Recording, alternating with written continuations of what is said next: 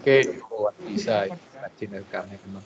Gak apa-apa kok nggak masuk di laptop.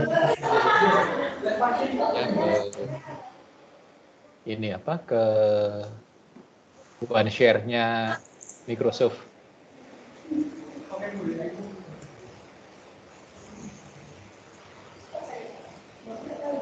Sudah bisa dimulai, Pak? Harusnya sih kurang 2 menit, tapi nggak apa-apa kalau mau dimulai saja. Kan masih harus pembukaan toh, harus apa ada doa dan sebagainya. Kalau memang mau dimulai, mulai saja Evelyn. Baik Pak, selamat siang Pak Dan teman-teman semua. Hari ini kelompok saya yang beranggotakan Evelyn, Ivon, dan Kelvin akan mempresentasikan tentang preliminary audit. Sebelum presentasi dimulai, ada baiknya kita berdoa menurut agama dan kepercayaan masing-masing terlebih dahulu. Berdoa, saya persilahkan.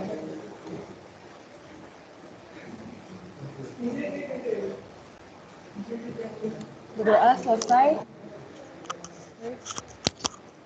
Anggota kelompok saya berisikan Evelyn Nesa dengan NIM 12 Ivan Hendro Cipta dan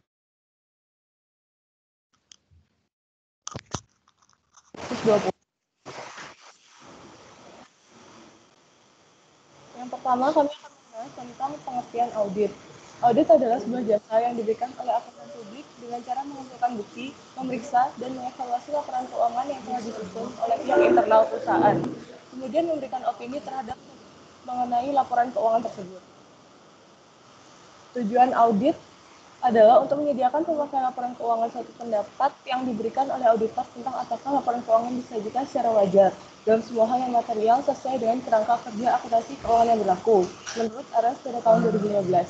Sedangkan menurut Mulyadi pada tahun 2014, tujuan audit dinyatakan secara terperinci, yaitu proses sistematik tersebut ditunjukkan untuk memperoleh bukti yang mendasari pernyataan yang dibuat oleh individu atau badan untuk mengevaluasi, memihak, dan berprasangka terhadap bukti-bukti tersebut. Kemudian, kertas kerja. Kertas kerja adalah berbagai catatan yang diselenggarakan oleh auditor mengenai prosedur audit yang ditempuhnya, pengujian yang dilakukannya, informasi yang diperolehnya, dan kesimpulan yang dibuatnya sehubungan dengan auditnya. Menurut seksi 339 kertas kerja paragraf 3. Kemudian, menurut seksi 339 kertas kerja paragraf 5, kertas kerja audit harus bisa atau cukup menunjukkan catatan akuntansi harus sudah sesuai dengan laporan keuangan atau informasi lain yang dilaporkan dan standar audit yang digunakan. Kertas kerja memiliki 5 tujuan, yaitu untuk mendukung opini auditor mengenai kewajiban laporan keuangan, sebagai bukti bahwa auditor telah melaksanakan pemeriksaan sesuai dengan standar profesional akuntan publik, sebagai referensi bila ada pertanyaan dari pihak lain, sebagai salah satu dasar penilaian asisten, dan sebagai pegangan untuk audit tahun berikutnya.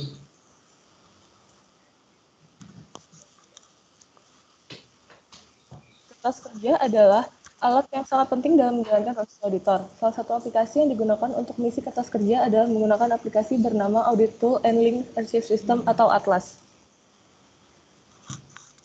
Selanjutnya yaitu adalah Audit Tools and Link Archive System. Menurut H.N. Tatsuya, Audit Tool and Link Archive System atau ATLAS dibuat sebagai sarana untuk menjalankan prosedur audit, mendokumentasikan hasilnya, serta hasil dari proses tersebut sebagai dasar pemberian opini.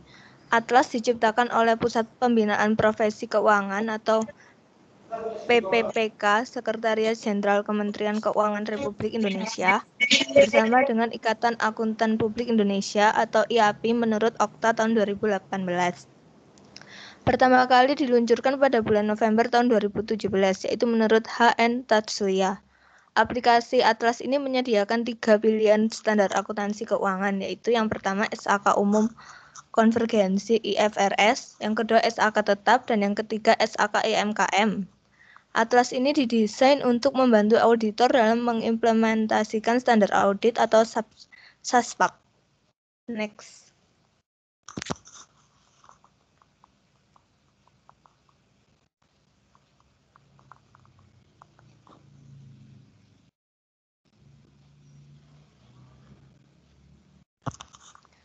Selanjutnya yaitu penerimaan dan keberlanjutan dengan hubungan klien.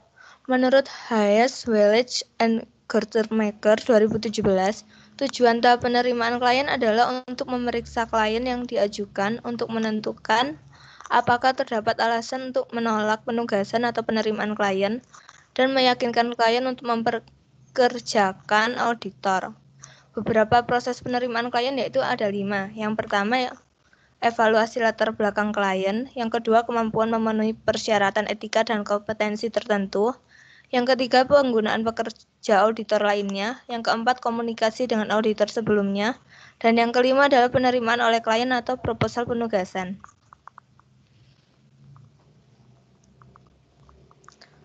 Alokasi jam jasa dan perencanaan lainnya.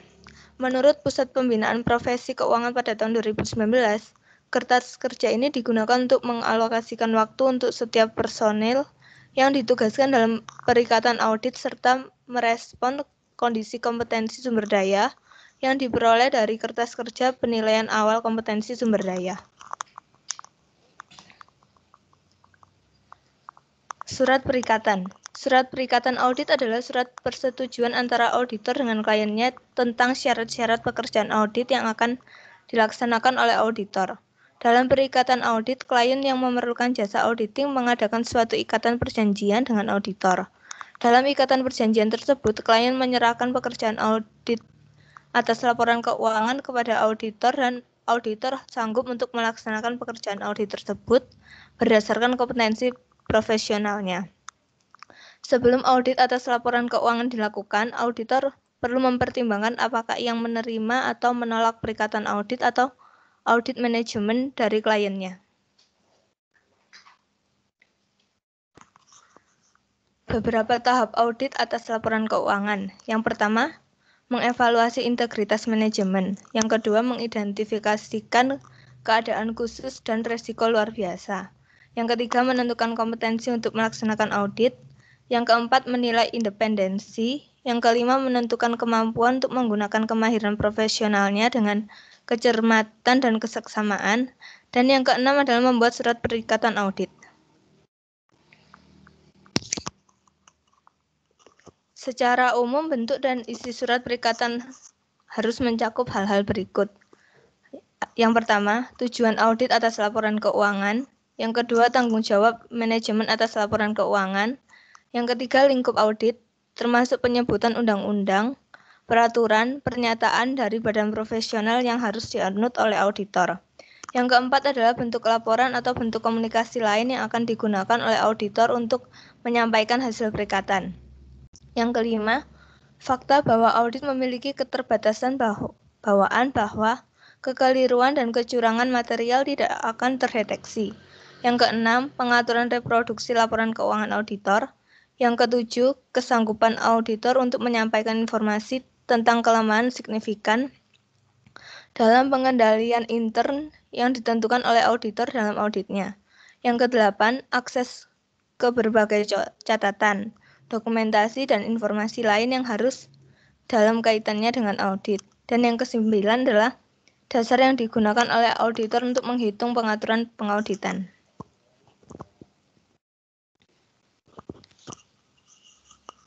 Selanjutnya akan dijelaskan oleh Kelvin.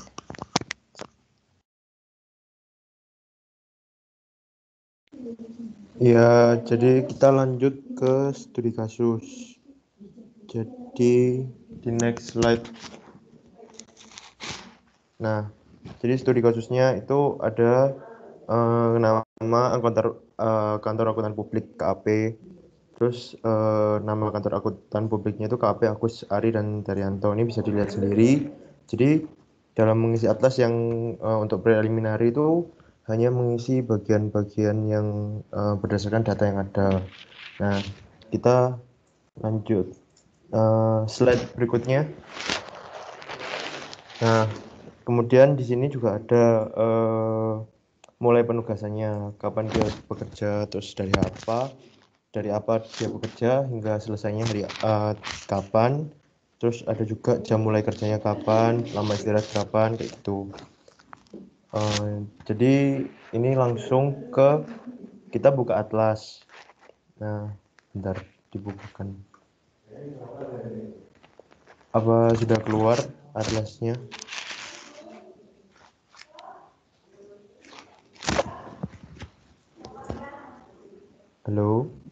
Vin, sudah keluar. Oh, udah. Udah Oke. Nah, jadi untuk yang pertama itu diisi dari menu home. Nah, di sini itu ada, ini sudah diisi ya. Jadi Agus, nama kantor akuntan publiknya Agus Ari dan Daryanto. Lalu nama kliennya juga diisi. Nah, itu diisi berdasarkan data yang ada. Lalu jika ini semua sudah selesai, masuk ke konten, lalu ke A1 yaitu pre-engagement. Nah, langsung masuk ke menu A110. Di sini itu kita mengisi pada bagian A1101, 1102 dan seterusnya sampai 104. Nah, lalu diklik. Nah, nanti itu seperti ini. Jadi ini diisi ya kan berdasarkan data yang juga ada. Jadi berdasarkan hasil dari pelaporan pihak yang akan diaudit. Seperti apakah ada pada catatan atas laporan keuangan sebelumnya atau apakah ada opini audit sebelumnya. Kalau misal iya, ya tinggal diganti iya. Kalau tidak, tinggal diganti tidak. Seperti itu. Nah, nanti akan muncul di sebelah sini itu komplit. Kalau misal semua data yang sudah diisi, semua data yang ada di sini itu diisi. Nah, jika selesai, kembali ke sebelumnya, masuk ke bagian 1102. Nah, ini juga sama, ini cuma tinggal mengisi iya atau tidaknya, yaitu berdasarkan data yang ada. Lalu ke 1103. Nah, ini kita mengisi sendiri nama atau siapa saja yang masuk dalam program audit tersebut. Terus seperti ini Agus, lalu ada jabatannya apa seperti itu. Nah, ini juga diisi berdasarkan data yang ada juga. Jika selesai, kita kembali 104. Nah, 104 ini juga mengisi ya atau tidak seperti itu. Jika sudah selesai, ke konten kembali, lalu ke A120. Nah, di sini baru yang jam kerja. Jadi di sini diisi. Yang tadi kapan mulai dia bekerja. Tadi di contoh soal itu 1 September 2018. Nah, dimulai ditulis di sini, kemudian akhirnya juga diisi. Dan semuanya ini diisi. Nah, dari sini dia akan langsung otomatis. Jadi ini sudah ada rumusnya sendiri dari atlasnya, tinggal mengisi data yang ada. Nah, lalu kembali ke bawah, ini juga kita yang mengisi sendiri. Total tahap perencanaan jam kerjanya berapa jam. Di sini juga akan ada ini rumus otomatis dari sana. Jadi misal kita berubah ke 5. Nah, secara otomatis dia juga akan berubah gitu. Lalu jika sudah selesai ke 130 yaitu surat perikatan. Di mana surat perikatan ini ya cuman mengisi seperti yang ada di 110 itu. Terus kurang lebih seperti itu untuk studi kasusnya. Lalu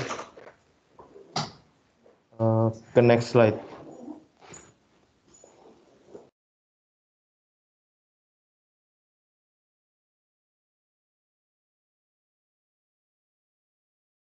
Nah, kesimpulannya, akuntansi merupakan suatu ilmu yang selalu memiliki hubungan dengan perekonomian. Karena akuntansi juga memiliki manfaat di dalam dunia bisnis untuk menyajikan informasi dan menyediakan laporan keuangan dengan tujuan untuk menyampaikan informasi kepada pihak yang berkepentingan, baik pihak internal maupun pihak eksternal dari perusahaan.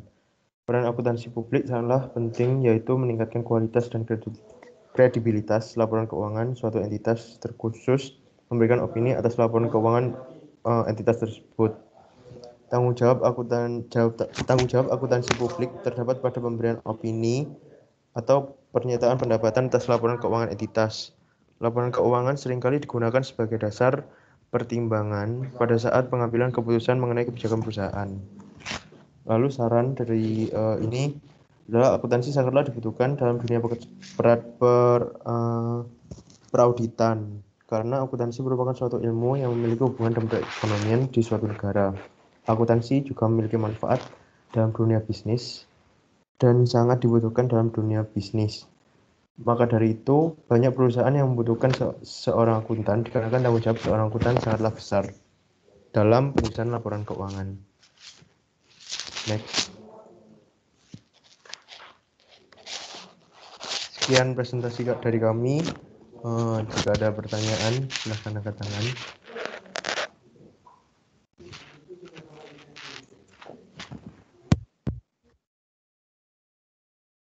Ya, oh benar.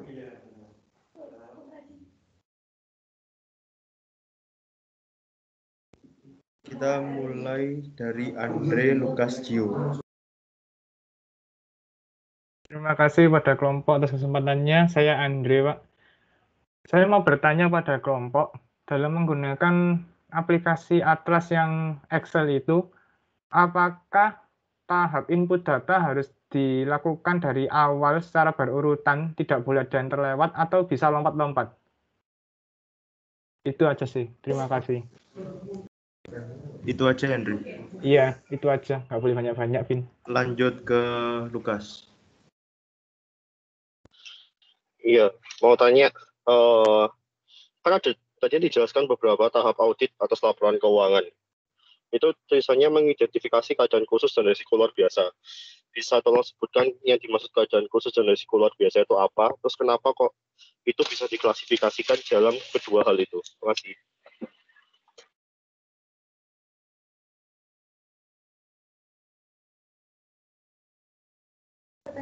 Boleh diulang nggak, Kas?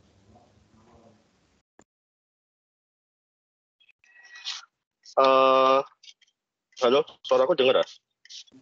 Yeah, lanjut. Tadi kan ada kalian nyebutin beberapa tahap audit atas laporan keuangan. Terus kalian nyebutin mengidentifikasi keadaan khusus dan risiko luar biasa. Bisa kasih contoh yang dimaksud keadaan khusus dan risiko luar biasa itu apa? Terus kenapa kok bisa masuk ke dalam kategori 2 tersebut? Terima kasih. Oke, terus yang selanjutnya Gio. Ya, terima kasih atas kesempatannya. Saya Gio, NIM belakang 12. Saya mau tanya, tadi kan sempat dijelasin, salah satu proses dari auditnya yang awal itu adalah audit engagement. Nah, aku mau tanya, pertimbangan seperti apa yang digunakan dalam proses audit engagement itu?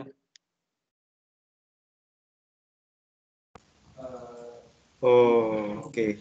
Bentar ya. Terima kasih. Oke.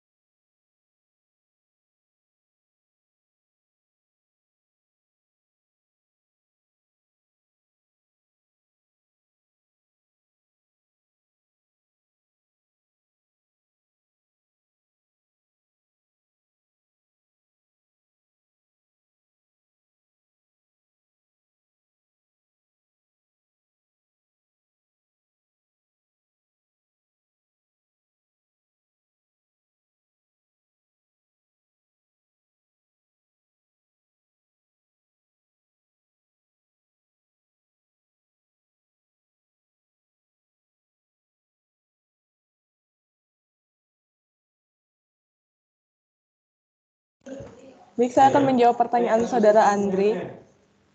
Jadi Andre bertanya, apakah tahap input data harus dari awal urut atau bisa lompat-lompat? Itu jawabannya harus urut karena itu sebuah prosedur. Jadi lebih baik untuk dikerjakan secara urut. Apakah menjawab saudara Andre? Itu ilmunya sudah paten ya, Liv.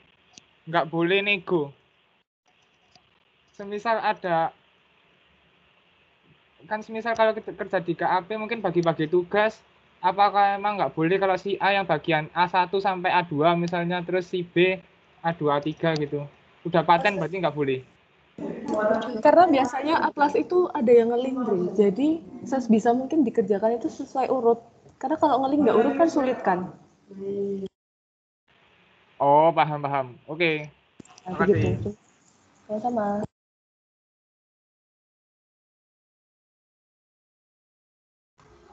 Oke, lanjut ke pertanyaannya Gio sama si Lukas. Ya, jadi ini nyambung ya. Kenapa kok harus ada pre-engagement? Karena itu gunanya untuk memitigasi resiko yang ada.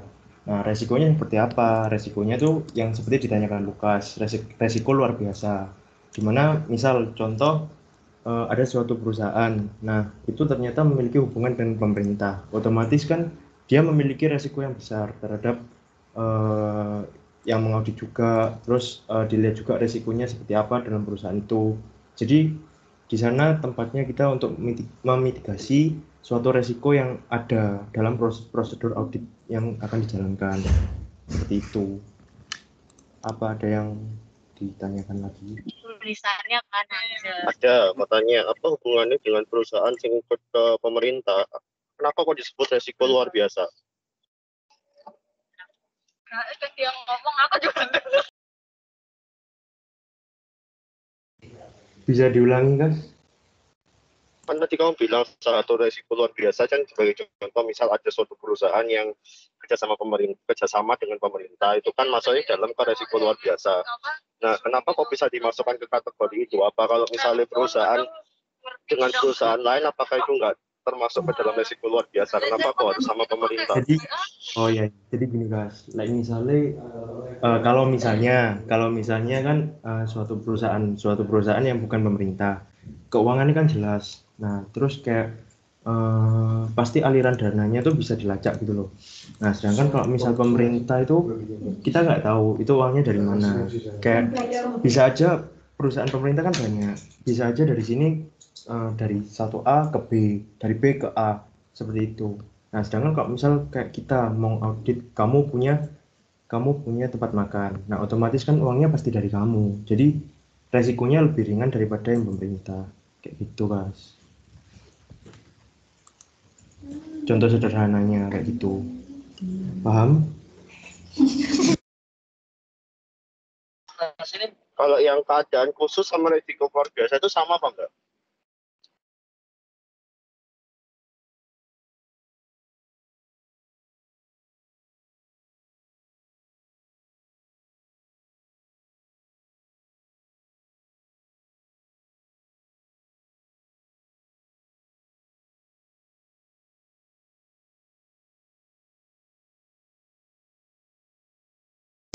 Sebentar ya, guys.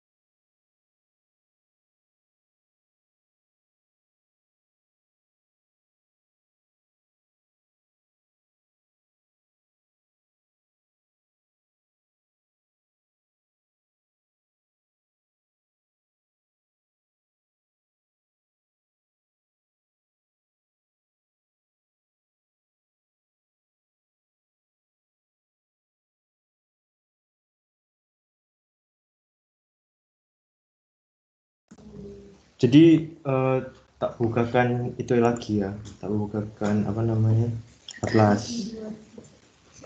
Apakah sudah keluar, Gas?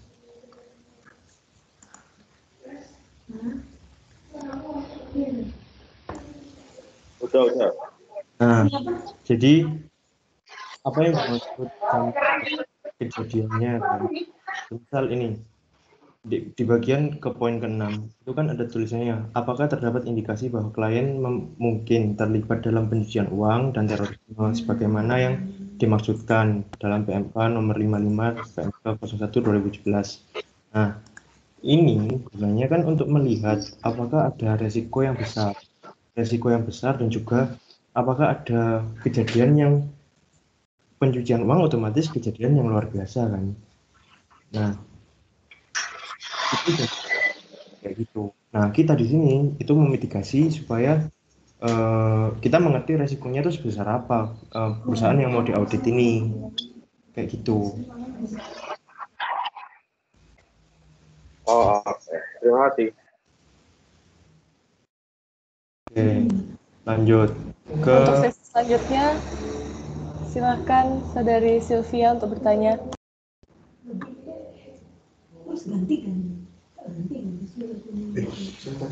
Terima kasih.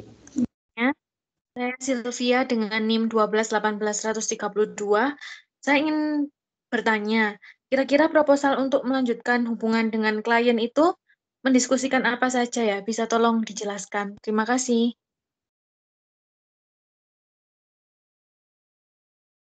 Baik, untuk selanjutnya, Milinia Amanda. Baik, terima kasih. Saya Milinia Amanda dengan NIM 1218145. Bisa tolong dijelaskan bagaimana cara memperoleh informasi-informasi tentang klien? Terima kasih. Baik, terima kasih. Selanjutnya, Saudari Azizah. Baik, terima kasih atas waktunya. Saya Aziza dengan NIM 12181003. Saya mau tanya, kan kalau di Atlas itu pertanyaan terkait kayak yang A1102, dan selanjutnya itu kan biasanya terkait pertanyaan yang dari LAI sebelumnya, ya tidak lah. Kalau misalnya kan nggak semua pertanyaan itu cuma ya tidak gitu loh. Biasanya ada penjabaran. Kan kalau biasanya katanya kalau ada tindak lanjut selain dari penjawaban Atlas itu tadi, karena kan nggak mesti ya tidak. Nah, itu bagaimana auditornya untuk tahu informasi lebih lanjut selain kita cuma ngisi di Atlas ya tidak itu tadi. Terima kasih. Baik, terima kasih. Sebentar kami akan diskusikan terlebih dahulu jawabannya.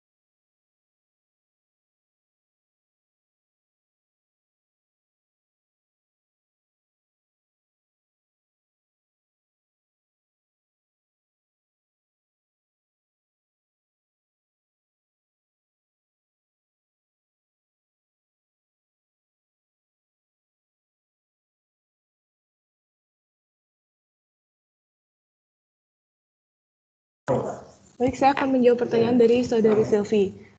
Pada umumnya, proposal tersebut mendiskusikan tentang review tentang bagaimana kantor akuntan publik dapat menambah nilai, baik untuk perusahaan-perusahaan secara umum dan untuk pihak-pihak yang bertanggung jawab secara langsung atas penugasan auditor, misalnya komite audit. Kemudian, rencana-rencana untuk pengembangan lebih lanjut atas nilai tambah termasuk pembahasan tentang tren regulasi terkini, ruang lingkup audit, dan setiap perubahan terbaru dalam perusahaan yang dapat mempengaruhi audit. Kemudian ada deskripsi dari tim audit dan setiap perubahan dalam tim audit dari tahun sebelumnya. Dan yang terakhir, proposal imbalan jasa secara terperinci. Apakah menjawab Saudari Sylvie? kasih.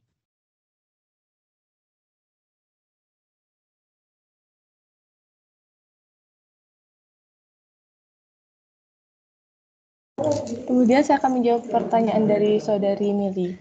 Untuk memperoleh informasi tentang klien terdapat 3 sumber, yaitu pengalaman dengan klien, yaitu metode yang dapat digunakan untuk memperoleh informasi dengan cara review atas dokumentasi, berdiskusi dengan pengacara klien, banker, manajemen audit sebelumnya. Kemudian ada informasi yang tersedia secara umum. Metode ini dilakukan dengan pencarian terhadap media dan basis data, situs website perusahaan, dan sebagainya. Kemudian informasi dari klien itu sendiri. Metode dengan cara mereview atas dokumen klien, diskusi dengan manajemen dan staf. Diskusi ini dapat digunakan untuk mengetahui sistem pengendalian internal klien, tata kelola, dan risiko-risiko bisnis dari klien. Apakah bisa menjawab, Saudari Mili?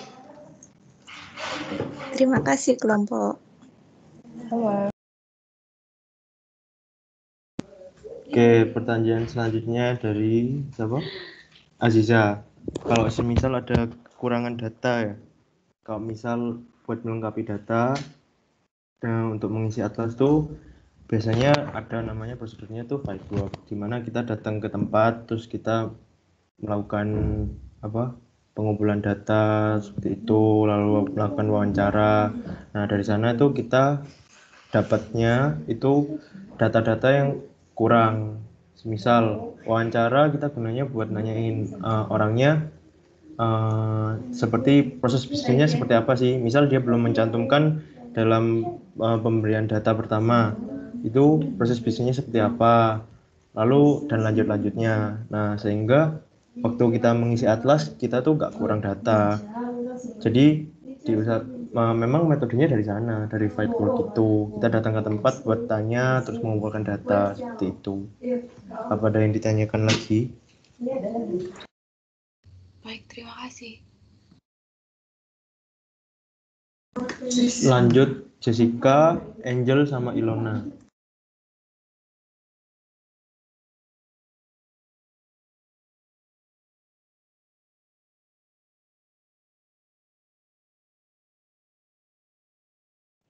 Uh,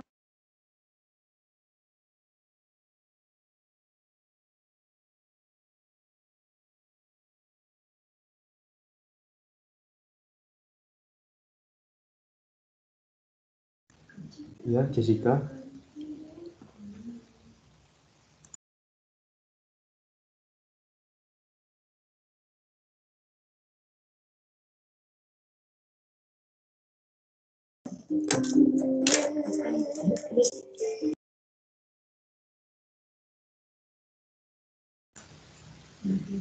Angel dulu aja. Itu maaf nyela sebentar. Pertanyaan Jessica ada di kolom komentar.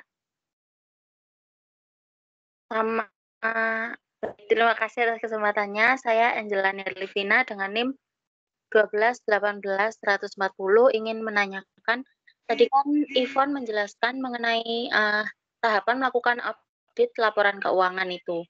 Kemudian di poin kelima kalau tidak salah itu mengenai menilai independensi. Itu bisa dijelaskan lebih detail maksudnya apa ya? Terima kasih.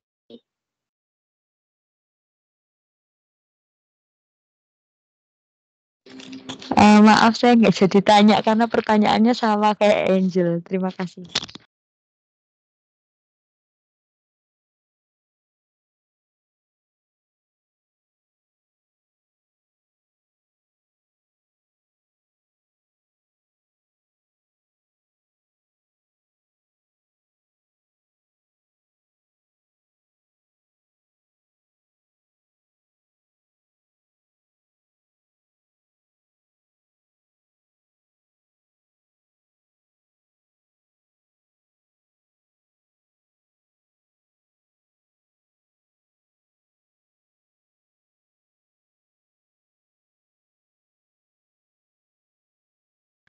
Maaf untuk Saudari Angel bisa mengulangi pertanyaannya. Terima kasih. Ya, jadi tadi saya menanyakan mengenai penjelasannya Ivon yang di slide tahapan melakukan audit laporan keuangan itu. Kan di poin keberapa ya, kelima kayaknya, itu mengenai menilai independensi. Itu bisa tolong dijelaskan lebih detail lagi. Karena tadi cuma disebutkan saja gitu. Terima kasih. Baik, terima kasih Angel.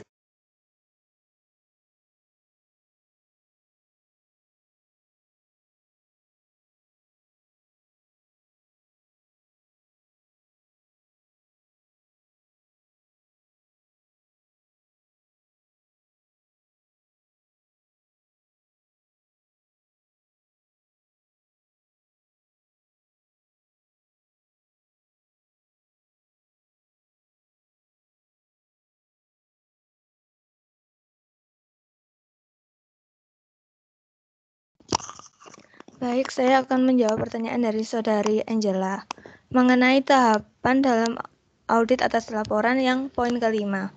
Poin kelima tadi berbunyi menentukan kemampuan untuk menggunakan kemahiran profesionalnya dengan kecermatan dan keseksamaan.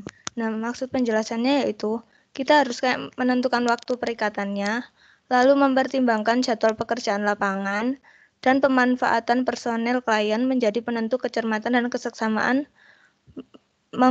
penggunaan kemahiran profesional auditor. Jadi dalam mengaudit itu harus membutuhkan profesionalan auditor. Apakah menjawab? Belum. Maaf sebelumnya tadi itu saya menanyakan mengenai menilai independensinya, bukan poin kelimanya itu yang saya tekankan. Yang mengenai menilai independensi. Oh, ya. Jadi maksudnya itu sebelum menerima perikatan, auditor harus memastikan bahwa setiap profesional yang menjadi anggota tim audit tidak terlibat atau memiliki kondisi yang menjadikan independensi auditornya untuk diragukan. Begitu penjelasan dari poin keempat yang berbunyi tentang menilai independensi. Ya, baik. Terima kasih. Sama-sama. Saya mau menjawab yang Jessica, apakah surat perikatan audit ada tahapan akhir sebelum melaksanakan audit? Tahapan terakhirnya itu adalah tanda tangan persetujuan antara auditor, klien, dan pihak terkait. Nah, di situ itu isinya prosedur apa aja yang akan kita lakukan, terus kapan kita melakukan, berapa lama kita melakukan, seperti itu. Nah, itu setelah selesai baru prosedur audit dijalankan. Seperti itu. Apakah ada yang ditanyakan lagi?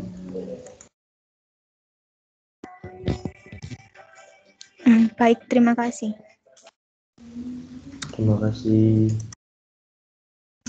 Ada yang mau bertanya lagi?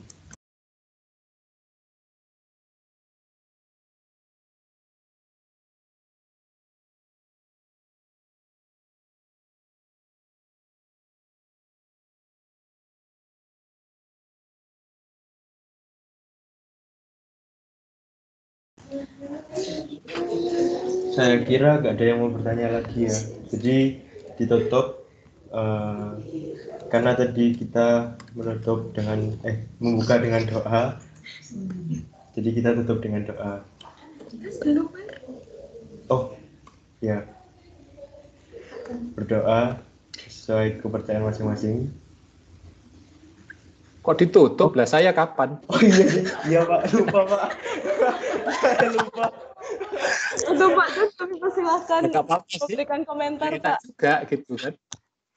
Iya, makanya itu loh saya belum ini. Iya Pak, saya lupa Pak.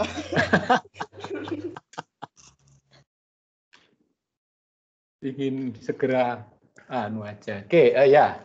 Terima kasih kelompok untuk presentasinya, menarik karena kelompok ini sudah memulainya dengan dengan baik ya, karena sudah mengantar kita pada sesuatu yang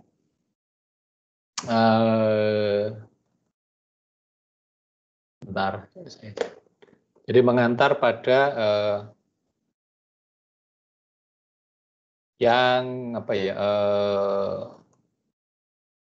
barang baru lah katakanlah kalau untuk yang belum terlalu sebentar, saya ini harus menjawab juga.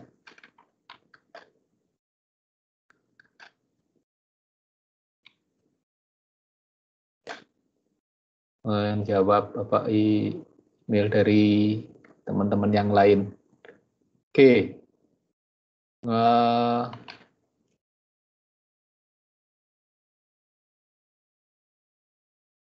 Nah, apa yang sebenarnya kemudian disampaikan oleh kelompok ini kan sebenarnya sesuatu yang relatif ya baru ya, karena kita kemudian harus bergelut dengan yang namanya atlas. Dan atlas itu kan basisnya adalah sebenarnya tidak terlalu sulit karena basisnya adalah Excel. Jadi kemudian kenapa kok Excel? Karena ada banyak isian yang memang kemudian sifatnya adalah formula. Sebenarnya akan lebih bagus kalau memang dibuat dalam bentuk aplikasi.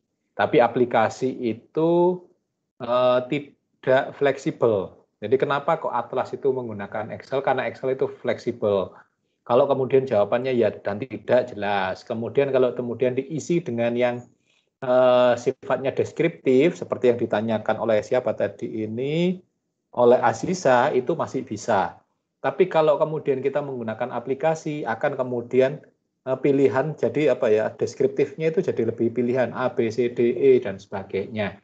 Sehingga Atlas ini memang kemudian dipilih menggunakan Excel. Sebenarnya bisa kalau kemudian menggunakan yang lain, contohnya menggunakan ini apa namanya, atasnya Excel itu loh. Setelah Excel itu yang biasa dipakai itu, kok saya lupa. Ada programnya Microsoft Office yang kemudian bisa dipakai selain punyanya Excel, itu ada. Yang itu bisa termasuk di dalamnya bisa juga ada bentuk-bentuk formula dari Excel. Yang gambarnya kunci itu loh, saya lupa itu apa namanya. Microsoft apa itu? Akses, Pak. Access, betul, Microsoft Access. Itu yang sebenarnya bisa kemudian di dalamnya itu baik bentuk Word, bentuk dalam bentuk apa Excel, yang bentuk terus dalam bentuk PPT grafik itu bisa sebenarnya yang masuk. Tapi mungkin belum ini ya, belum dirasa perlu untuk hari-hari ini, karena ternyata dengan menggunakan, katakanlah dengan menggunakan Excel saja sudah cukup baik, walaupun Excelnya terus dikembangkan ya, dari bentuk yang pertama kali beta tahun 2007, terus kemudian 2008 itu bentuk ini apa namanya yang versi penuh pertama, terus kemudian revisiannya itu 2008.1 dan kemudian ada versi yang akademik. Jadi untuk belajar itu semuanya bisa dikembangkan. Nah, kalau kemudian itu menjadi apakah nanti menjadi akses atau kemudian menjadi aplikasi yang lain, kita belum tahu seperti apa Atlas. Tapi sampai hari ini ternyata penggunaan Atlas itu cukup membantu untuk kemudian banyak hal. Baik untuk terutama untuk ini ya, menentukan awal kita perikatan. Jadi data-datanya klien itu kita bisa masukkan, baik itu dari informasi kita dapatkan. Kalau kita lama kan kita tinggal memasukkan data yang lama. Kalau katakanlah tahun kedua atau tahun ketiga. Tapi kalau KAP-nya itu adalah tahun pertama, maka dia kemudian bisa mendapatkan informasi dari KAP sebelumnya, terus kemudian menambah dengan yang tadi sudah dijelaskan, bila ada kekurangan itu melakukan field work, melakukan kerja lapangan dengan kemudian mewawancarai mewawancarai langsung di lapangan pada klien yang kemudian tentu saja pada auditinya langsung, entah itu bagian keuangan, entah itu bagian apa, atau kemudian kalau perlu berbicara dengan katakanlah komisaris independen. Ya ini contoh aja gampangnya itu kan, kemudian saat sebenarnya kan ketemu auditinya langsung bagian keuangan, contohnya langsung deh, ini yang kemudian dialami oleh waktu saya di audit ya, karena kebetulan tahun pertama dan kan saya meminta full audit, auditor di tempat saya bekerja di sebuah koperasi itu data yang sudah didapat dari katakanlah dari auditor yang sebelumnya itu ternyata kurang banget gitu loh, banyak hal yang kurang, terus kemudian sampai harus melakukan bertemu dengan auditinya langsung dengan manajer dan bagian keuangan. Ternyata juga informasi itu kurang. Karena itu makanya kemudian mengundang pihak auditor, itu mengundang katakanlah kalau di perusahaan itu adalah komisaris utamanya dan komisaris independennya. Dalam hal ini kalau di koperasi itu ketua pengurus dan ketua pengawas. Nah, itu yang kemudian lebih banyak, katakanlah bukan hal teknis saja yang ingin diketahui, tapi kemudian sampai sejauh mana audit ini disampaikan. Dalam hal ini kemudian adalah full audit dengan kemudian memitigasi semua resiko, dan khususnya pada item-item tertentu yang dimintakan, yang kebetulan saya mintakan. Nah, itu yang kemudian itu menjadi data penting, karena itu kemudian menjadi ini tadi kemudian menjadi penting karena ini kemudian bisa dihubungkan dengan apa yang ditanyakan oleh Lukas dan Gio. Jadi kemudian keputusan bagaimana audit engagement itu dilakukan, itu berdasarkan kemudian selain resiko itu kan kalau resiko audit kan ada resiko inherent, resiko pengendalian, itu apa, dan resiko auditnya itu kan lebih banyak dengan auditinya, sedangkan dengan kami yang lebih urusan strategis itu kaitannya dengan masalah-masalah khusus. Contohnya lagi ternyata seperti bahwa kemudian katakanlah koperasi tempat saya bekerja itu 11 ada rapat berlangsung di, kami beroperasional ada punya 11 TP, ada di 7 kota dan kabupaten se-Jawa Timur. Nah, itu kan ada pertimbangan resiko yang lain, dan kemudian jumlah anggota 8.500, jumlah penabungnya sekian, dan itu kan yang itu data itu yang kemudian hasil dari field work. Dan kemudian sebenarnya ngeri-ngeri sedap itu ya saat kemudian Pak Sandy menerima pekerjaan itu, karena kemudian ternyata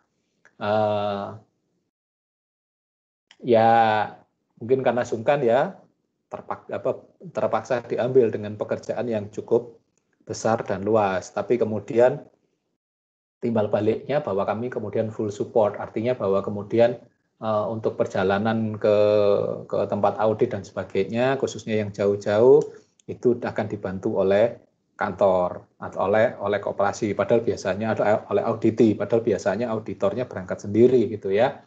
Nah, itu ada hal-hal yang kemudian bisa dinegosiasikan. Nah, itu yang kemudian itu diisikan semuanya. Nah, itu diisikan semuanya di dalam atlas, kemudian muncul seperti apa sih engagement-nya, oke, layak diterima atau tidak, bisa diteruskan atau tidak. Nah, itu yang kemudian jadi pertimbangan. Nah, pertanyaan dari deskriptif sudah, berkaitan audit sudah, terus kemudian dari siapa tadi yang bahwa kemudian datanya itu ya dan tidak. Dari Aziza ya, sifatnya itu biner.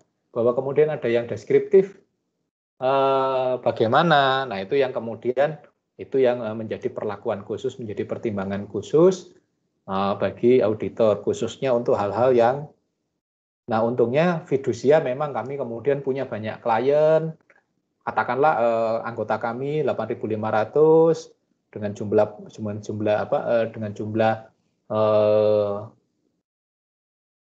simpan pinjamnya nasabahnya itu 14.000 itu dan sebagainya, itu masih bisa dihandle lah. Tapi kemudian seperti yang ditanyakan oleh Lukas tadi, bagaimana dengan keadaan khusus atau resiko luar biasa. Nah, contohnya apa resiko luar biasa tadi sebenarnya sudah sebagian diceritakan contohnya oleh Kelvin. Salah satunya apa? Kalau bukan terkait dengan pemerintah ya, terkait dengan proyek-proyek pemerintah. Nah, proyek-proyek pemerintah itu apa? Katakanlah kalau Anda perusahaan konstruksi, tapi kemudian menerima proyek pemerintah, katakanlah membangun jembatan A, B, C, D. Nah, itu kemudian ada banyak yang harus dipertimbangkan. Karena kemudian apa? Pembayarannya pasti mundur. Ini kan secara teknis saja ya, pembayaran mundur per termin, terus kemudian per persentase penyelesaian. Jadi kita kerja dulu dibayar kemudian. Nah, itu kan bagaimana dengan pengakuan pendapatannya? Masa kemudian jadi pendapatan terutang. Nah, itu kan jadi berat itu bagi perusahaan. Nah, itu kan sebenarnya kalau kemudian tidak terbayar, nah bahwa kemudian itu atau kemudian tidak terbayar, berarti kan kemudian terancam kelangsungan usaha perusahaannya. Kalau ternyata kalau kemudian ini bukan tidak terbayar, tapi bagaimana kalau kemudian ternyata perusahaan yang menyalahi kontrak dan ternyata miss one prestasi, berarti kemudian ada hukuman yang berat yang kemudian harus ditanggung, itu kemudian masuk atau penyelesaian proyeknya mundur. Nah, itu akan mengakibatkan yang namanya contingent liabilities. Nah, hal-hal yang proyek yang seperti itu yang harus dipertimbangkan kalau kemudian mengerjakan proyek-proyek pemerintah. Ada banyak, tidak hanya membangun jembatan, bangun jalan dan sebagainya. Makanya untuk proyek-proyek itu yang lebih banyak menang itu CV kan, kecuali yang gede-gede. Yang gede-gede katakanlah jembatan dan sebagainya yang bangun BUMN juga. Jadi pemerintah dikerjakan oleh pemerintah. Kalau yang mengerjakan swasta ada banyak resiko yang harus dihadapi, apalagi kalau kemudian diaudit. Terus kemudian kalau katakanlah perusahaan yang lain, kebetulan saya juga bekerja di yayasan. Nah, di yayasan ini apa yang kemudian menjadi keadaan khusus dan resiko luar biasa. Contohnya kami menerima hibah. Jadi di yayasan saya menerima hibahnya dari luar negeri. Nah, hibahnya ini berputar-putar. Jadi hibahnya itu dari Amerika, terus kemudian masuk ke pemerintah Indonesia lewat yang namanya KLHK, kementerian, dan kemudian oleh KLHK itu dananya diserahkan kepada lembaga pengelola, lembaga donor yang Indonesia, namanya Yayasan Kehati, Keanekaragaman Hayati, dan kemudian menjalankan proyek TFCA namanya. The Rainforest Project itu ya, TFCA, dan kemudian dibagi beberapa. Ya dananya sih 200 miliar ya, dibagi untuk 5 tahun. Dan kemudian dibagi kemudian dibagi Kalimantan, Sulawesi dan sebagainya. Kebetulan kami dapat yang di Kalimantan. Kalimantan pun dibagi area, di Kalimantan Timur, bagian tengah dan bagian barat. Kemudian kami kebetulan dapatnya di Kalimantan Timur. Kalimantan Timur ternyata dibagi lagi areanya antara yang di laut, Berau, dan kemudian kami yang di darat. Nah, itu kayak begitu, itu kan satu dana besar kemudian diserahkan ke pemerintah, dikerjakan oleh swasta, dikerjakan oleh lembaga donor dikerjakan proyek, terus kemudian dibagi-bagi. Akhirnya skemanya jadi 30-an, ada 30 proyek. Nah, itu kan, tapi laporannya semuanya harus, jadi tidak boleh terlambat, laporan keuangan dan laporan progress reportnya semuanya masuk satu.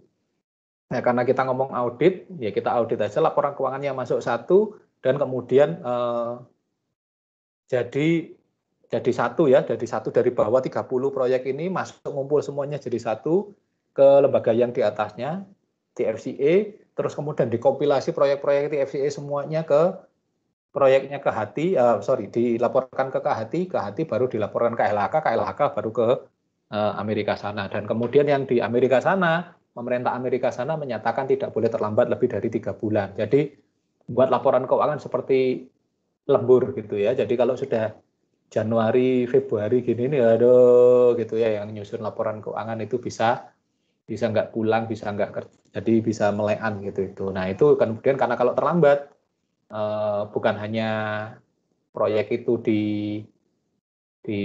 tidak dilanjutkan lagi, kami akan kehilangan uang yang besar, tapi bahwa kemudian yang lebih berat lagi, kalau kemudian kena penalti harus mengembalikan dana.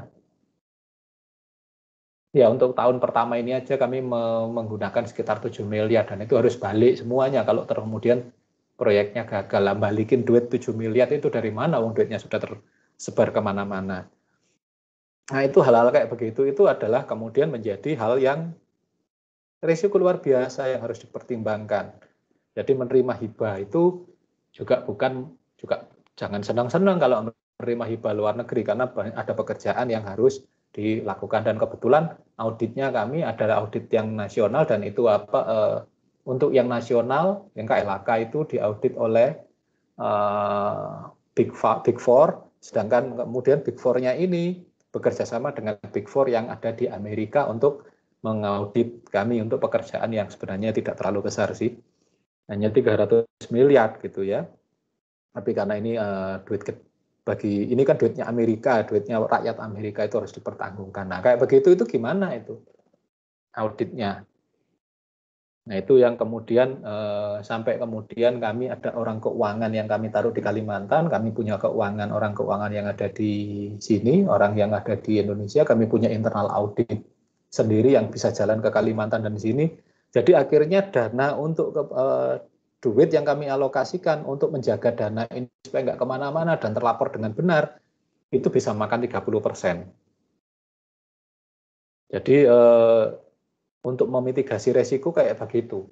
Karena kalau sampai duit ini nggak terpakai dengan benar, ya mengembalikan bisa urunan bisa jual mobil, buat jual rumah segala ini. Nah, yang kayak begitu itu termasuk resiko yang harus dimitigasi. Nah, ada lagi yang lain seperti contohnya kemudian ini tadi yang sudah disebutkan PPATK. PPATK itu bagaimana kemudian ada kemungkinan ada pencucian uang yang bisa dilakukan oleh auditi. Nah, itu semuanya dipertimbangkan masuk dalam proses dimitigasi auditnya dan itu bisa dimasukkan di dalam bisa dikerjakan atau katakanlah bisa dilakukan lewat atlas. Nah, atlas apakah datanya berurut atau tidak, ini memang kemudian sebenarnya bisa diloncati kok. Bisa diloncat-loncati, tapi memang seperti yang disampaikan oleh Evelyn tadi, sebaiknya itu berurut. Tapi kalau kemudian ada yang kosong, kita bisa langsung isi nanti setelah katakan ada fieldwork. Tapi kemudian yang jadi masalah bukan kemudian memasukkannya. Yang jadi masalah adalah kemudian siapa yang mengerjakan. Karena kalau kemudian satu pekerjaan, katakanlah ada pekerjaan di audit gitu ya, ada dikatakan PTA gitu ya. Terus kemudian lagi memasukkan data-datanya yang kemarin yang masuk itu dilakukan oleh Evelyn. Kemudian belum sampai semuanya, terus kemudian dilakukan fieldwork, terus ada data tambahan dimasukkan oleh Kelvin. Ada yang lain dimasukkan oleh Yvonne. Itu kemudian pasti akan acak-acakan data itu. Bisa saja kemudian saling meniadakan. Atau ya kemudian bisa saja apa yang sudah dimasukkan oleh Kelvin bisa saja iseng-iseng dirubah oleh Yvonne atau sebaliknya. Makanya biasanya yang menangani itu kemudian untuk satu proyek satu orang. Bahkan kalau di beberapa KAP memang ada orang khusus yang pegang itu ya. Nah, ini kan contohnya kalau di SCEF kan ada yang khusus ya yang pegang atlas itu. Yang jagonya main Excel itu ya. Melesat jauh gitu ya. Indah ya kalau menurut informasi dari Kelvin itu. Iya itu yang kemudian dia memang kemudian bisa saja tugas lapangan tapi dia punya tugas di belakang meja. Karena apa? Ngerjakan atlas itu nggak semua orang suka karena masukin data dan sebagainya dan kemudian kecepatan satu dengan orang yang lain, ketelitian satu dengan orang yang lain itu memang berbeda. Katakanlah kemudian dimasukkan satu lagi Elsa itu kan membantu untuk juga atlas tapi ya untuk pekerjaan yang lain. Tapi yang mengerjakan memang satu orang satu proyek. Tapi memang kemudian ada satu yang memang ngelit untuk mengerjakan atlas. Kalau kertas kerja yang tertulis biasa bisa siapapun karena tiap rekanan punya manajer itu yang kemudian punya bawahan yang pengerjaan kalau dalam kertas itu bisa berubah-ubah. Nah, tapi kalau atlas karena sudah tersistem, karena sudah terprogram, makanya biasanya dikerjakan oleh relatif satu orang untuk satu proyek atau bahkan satu orang itu bertanggung jawab pada atau tim kalau perusahaan besar, kalau KAP-nya besar itu tim yang bertanggung jawab untuk mengerjakan atlas supaya memang bahasanya sama, supaya semuanya sama gitu ya. Nah, itu sih yang menjadi pertimbangan kenapa kemudian atlas itu memang butuh perhatian khusus gitu ya. Oke. Kira-kira begitu intinya kurang lebihnya ya. Tapi ini masih awal, masih bisa kita eksplor lebih jauh lagi mengenai atlas, lebih detail, dan kebetulan memang sebenarnya ya ini pribadi ya, saya relatif orang yang bukan tidak suka atlas ya, karena saya bukan tidak suka atlasnya sangat membantu. Saya yang tidak suka itu karena under Excel itu. Aduh, saya khawatir kalau salah sedikit itu kemudian bisa merubah formulasinya. Tapi karena kemudian sudah paten, tidak perlu mikir karena formulasinya sudah di-lock gitu ya oleh programnya gitu. Tapi kenapa Excel itu yang jadi kemudian sejak atlas itu keluar saya belajar itu, kenapa Excel sih? Kenapa tidak menggunakan minimal akses atau menggunakan program yang lebih canggih gitu ya? Kenapa harus Excel gitu ya? Dari semua program yang paling saya tidak suka itu adalah Excel. Rumusnya panjang. Itu sih kira-kira pengantar untuk praktikum audit mengenai preliminary audit, mengenai awal audit yang sudah disampaikan dengan cukup baik oleh kelompok ini. Pun kalau ada kekurangan nanti kemudian saya kirim sebentar lagi apa yang harus direvisi dan ditambahkan di kelompok ini. Ada beberapa memang yang masih miss ya, tapi secara umum sih cukup bagus. Itu ya. Oke, itu aja. Ada yang lain yang ingin ditanyakan oleh kelompok? Sejauh ini kalau tidak saya ada. boleh tahu. Oh ya, Oh, belum ada. Oke, kalau boleh tahu minggu depan siapakah yang akan maju? Setelah kelompoknya Evelyn, Yvonne, dan Kelvin? Atau jangan-jangan nanti bolak-balik. Yang minggu depan maju kelompok yang tadi maju. Kelompoknya Fajar.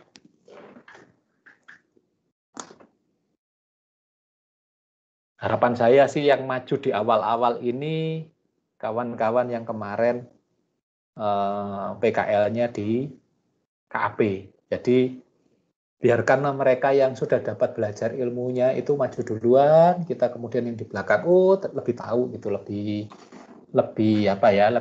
lancar dalam kemudian menggunakan atlas sebagai alat bantu. Minggu depan siapa? Meli, Angel sama Ivani, Pak. Kelompoknya Meli, Angel, Ivani. Meli Antoni? Sepertinya bukan, Pak. Melinia. Oh, Melinia. Ya. Saya pikir Meli Antoni. Oke. Kalau ya terima kasih Andre untuk informasinya ya. Saya sekalian mau tanya sih, Pak. Ya, silakan. Kalau boleh.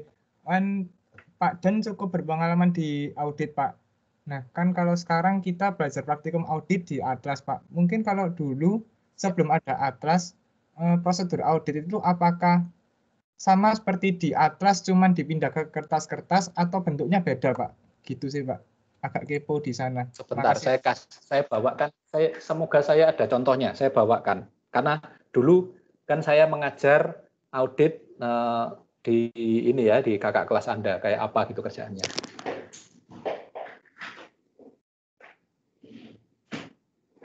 Andre. Nah, ada. Ternyata ada. Nah, ini salah satu contohnya. Segini ini kertas kerja. Jadi semuanya di-copy, semuanya ditulis dalam bentuk copy. Ini yang mengerjakan kakak kelas Anda untuk tugas laporan audit. Kebetulan ini yang auditinya adalah Departemen Penjaminan Mutu di Majung. Ini kakak kelas Anda angkatan 2011. Ini kayak begini. Ini kertas kerjanya loh. Jadi ya sama sebenarnya prosedurnya, tapi dalam bentuk kertas gini harus diketik satu persatu. Ini. Jadi ada gini ya. Ini masih jadi satu. Ada yang kemudian kakak kelas yang lain tahun angkatan 2009 itu pakai bukan dijadiin satu, tapi itu dibentuk owner, itu 3 owner. Ini masih saya simpen. Jadi kayak begini, segini. Terima kasih Pak Dan. Jadi kalau sebenarnya atlas itu di print, juga saya pikir dan saya yakin tebelnya juga akan saingan dengan ini ada hasil temuan auditnya, ini hasil temuan audit. Terus kemudian apalagi nih sampai dikasihin tanda-tanda gitu. Procurement-nya.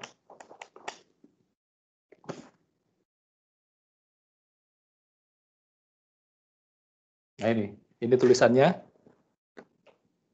kertas kerja segini tebelnya.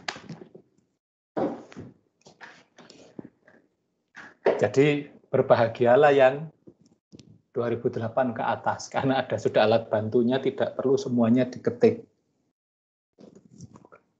Jadi itu pekerjaannya kayak begitu. Jadi sebenarnya relatif sama persis, tapi semuanya on paper. Atlas enaknya bisa disimpan, dan atlas itu disimpan, kalau kemudian dibutuhkan baru di print. Kalau tidak dibutuhkan nggak perlu dicetak. Dan harus disimpan minimal 10 tahun. Jadi ya kayak gitulah kerjaan audit. Yang sudah mengalami mungkin tahu rasanya ya, Evelyn dan teman-temannya. Enaknya jalan-jalan, bisa main ke sana kemari, nggak enaknya ya tebel.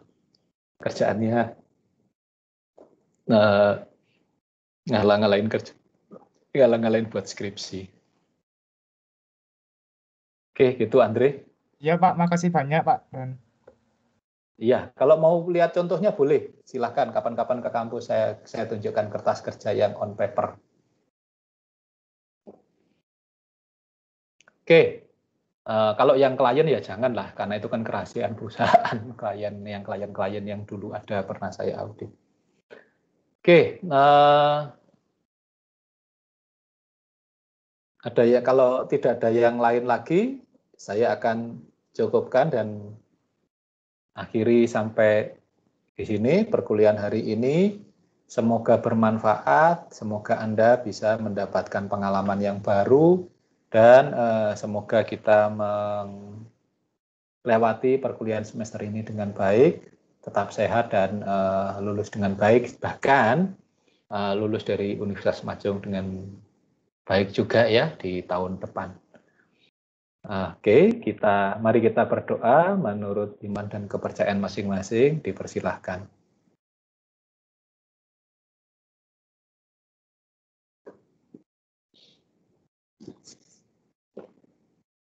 Terima kasih, sampai ketemu lagi di minggu depan ya.